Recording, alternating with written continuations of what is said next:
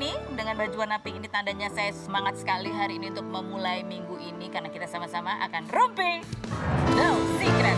Wow. Sama Daniel tentunya di pojok sana, kita awali dulu ke pojokan untuk membahas berita-berita yang hot baik yang datang dari dunia nyata maupun dari dunia maya. Apa yang hot yang menjadi sorotan kita ini berasal dari dunia maya ya, dari Instagramnya Amanda Manopo 3,5 jam yang lalu. Dia itu posting, kayak sekarang udah dihapus dari instastorynya dia posting ini lemari beserta tas-tas merek H-nya itu yang mahal-mahal itu ya. Ada satu yang bukan itu sih, tulisannya dijual mau bayar cicilan katanya gitu ya. Dan ini 3,5 jam yang lalu barusan dia posting lagi, coba kita lihat gambarnya, kosong.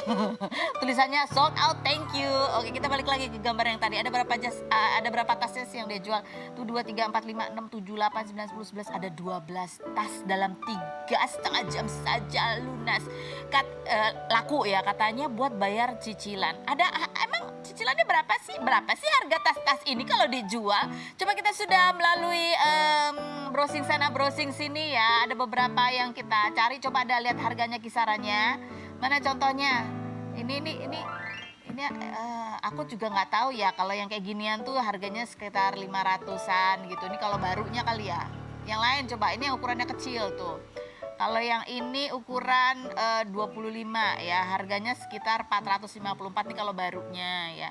Biasanya sih tas-tas kayak gini itu kalau dijual lagi harganya itu ada yang justru cenderung naik gitu ya. Jadi bisa aja lebih dari ini, atau kalau lama banget ya mungkin harganya ya lebih murah dikit lah dari harga barunya ya. Kalau yang ini 200-an aja.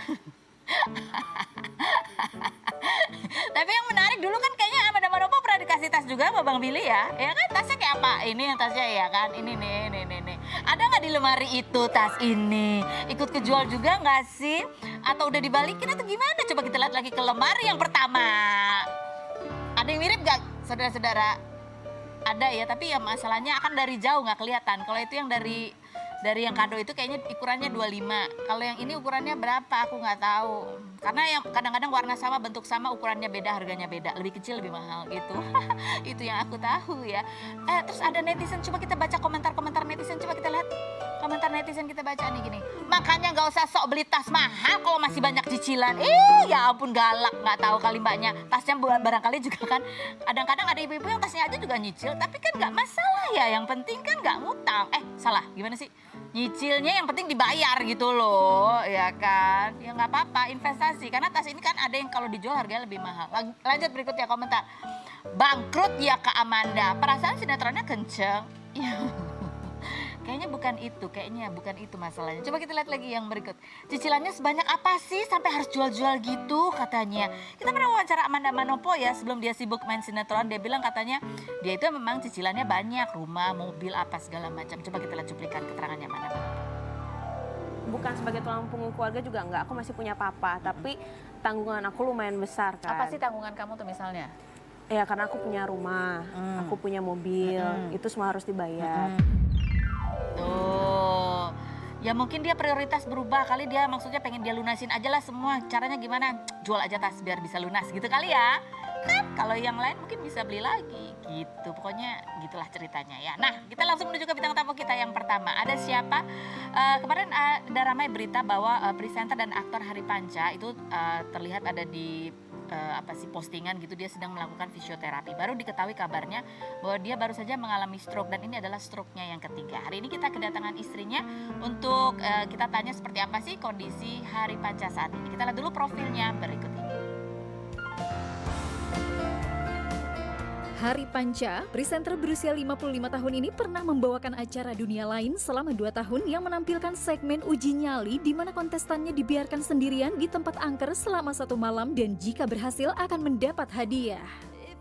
Pria yang menikah dengan Imelda Laksmi berusia 35 tahun pada 2018 setelah 2 tahun LDR Jakarta-Bandung ini 18 Januari kemarin videonya belajar jalan saat fisioterapi viral dan didoakan sembuh oleh netizen.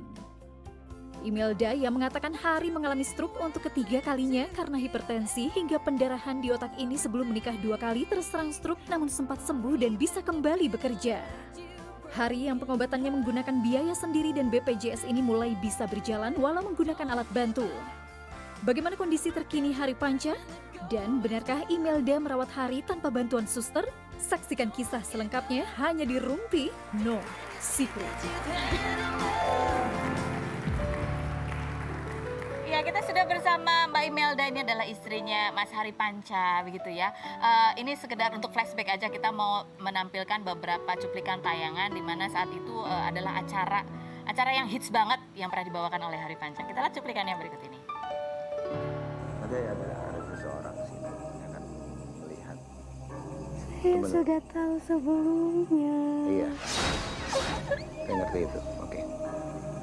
Nanti saya akan membawa orang itu ke sini untuk mencoba menemani, membuktikan aja gitu seperti apa sih di sini. Kita akan mencoba Anda juga berinteraksi dengan keranda yang ada di sini nanti. Misalnya nanti Anda mencoba untuk tiduran dalam keranda ini. Bagian belakang dan sepertinya ada pelataran di belakang sini. Karena semua dalam keadaan tertutup, ini kita tidak bisa mengetahui apa yang di dalamnya. Dan kalau kita lihat di bagian sebelah sana itu ada tembok-tembok dan memang ada bangunan yang memang agak susah untuk kita mencapai ke sana. Dan stroke-nya yang ketiga ya, itu terjadi tahun lalu ya, 2000. 1 tahun yang lalu. Satu betul. tahun yang lalu. Iya. Itu pada saat stroke ketiga itu tandanya apa? Lemes gitu katanya ya? Iya, tiba-tiba tuh dia bangun dari tempat duduk mau sholat maghrib pada saat itu, terus tiba-tiba bangun terus lemes gitu, nggak bisa jalan karena kan langsung jatuh ke bawah. Jadi efeknya pasca stroke itu adalah apa? Nah ini kebetulan Mbak Feni yang ketiga ini cukup berat dari sebelumnya karena kan pendarahan di otaknya di atas 5 cc, jadi otomatis dampak yang didapat juga pasti lebih besar ya.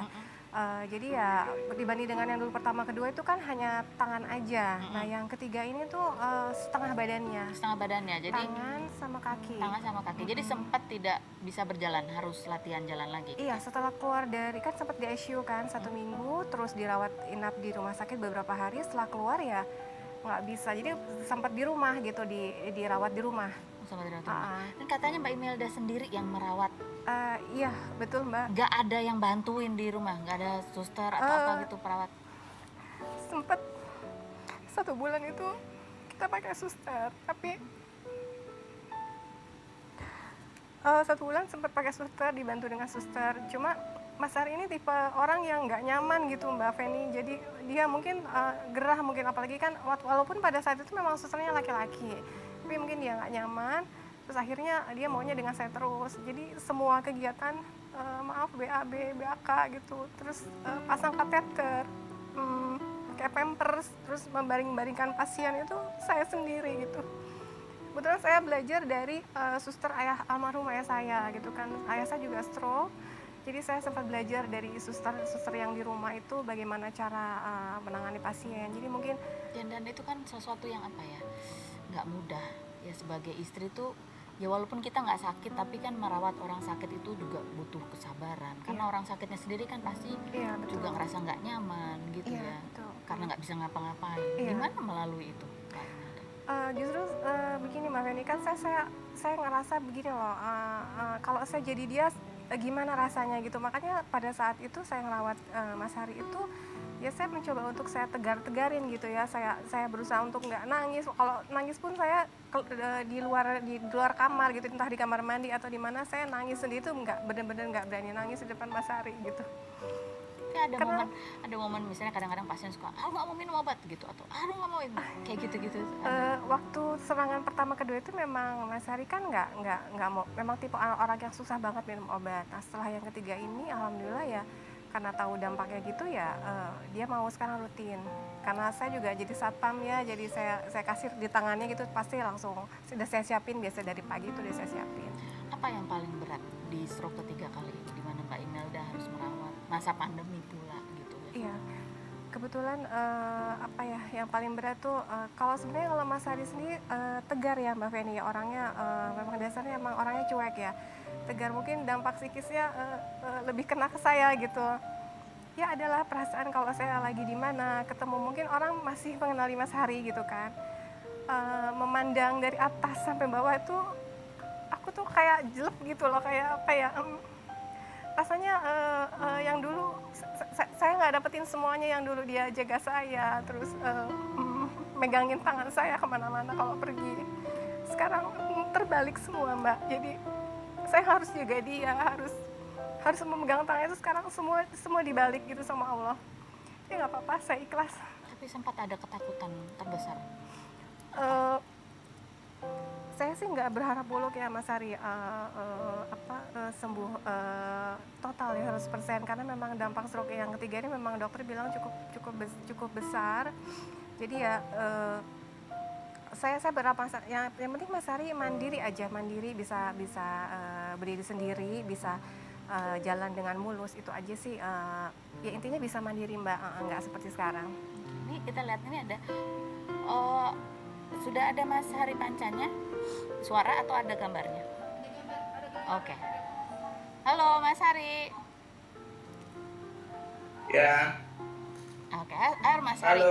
Halo, ini aku dengan Feni Rose, ada istrinya nih Mbak Imelda. Aku pinjam dulu di sini ya Mas Hari ya. Halo Kak Feni. Halo, Mas Hari gimana sekarang? Udah bisa apa aja sekarang? Alhamdulillah sih. Banget. Iya. Oke, Mas Hari, tadi Mbak Imelda cerita bahwa ya ada hal yang apa ya dikhawatirkan Mbak Imelda atau sesuatu yang gini, karena dulu Mas Hari itu yang melindungi Mbak Imelda gitu. Sekarang ya sedih melihat Mas Hari masih harus terus banyak juga fisioterapi untuk bisa pulih keadaannya gitu. Mas Hari sendiri bagaimana cara Mas Hari juga untuk saling menghibur dengan Mbak Imelda?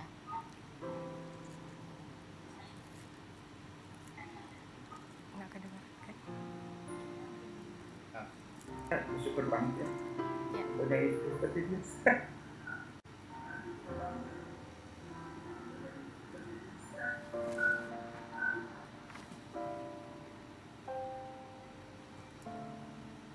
Ya. Memang kedepannya saya harus sembuh. Ya. Ya. Dan semua saya jalani dengan kita ikhtiar kemana-mana, dua gitu. Ya, alhamdulillah sih udah banyak perubahan sekarang. Ya. Dokter juga mengatakan salut dengan Mas Hari ini karena semangatnya luar biasa gitu ya. Kita doakan semoga segera cepat pulih, bisa beraktivitas seperti biasa dan menjalani kehidupan yang lebih berbahagia bersama Mbak Imelda. Terima kasih Mas Hari Amin, amin. Panca Terima kasih, untuk Kak Feni. untuk waktunya. Sehat-sehat kembali ya. Terima kasih sama-sama Kak Feni. Ya, siap. Baik, ini salah satu ada video yang sempat diunggah begitu ya. Seperti apa sih proses pengobatan yang harus dijalani Mas Hari Panca pasca mengalami stroke ya. Ada latihan fisioterapi, belajar jalan juga begitu ya. Kita lihat cuplikannya berikut ini.